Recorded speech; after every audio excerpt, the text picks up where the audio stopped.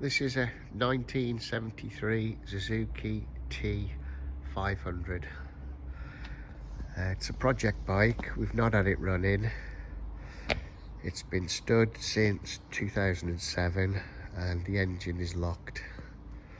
I've put some oil down the bores and rocked it, but it hasn't freed up, so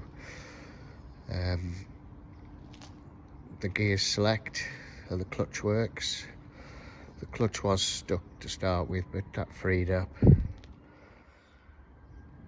The brakes are all intact, but they're a bit stiff. It looks a complete bike, so it's a good project. Everything's there, apart from that lens.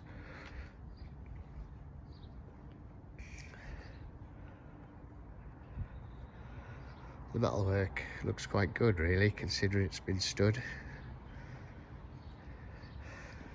That's the inspection plate. It was last inspected 2007, so it's been stood for about 14 years or something.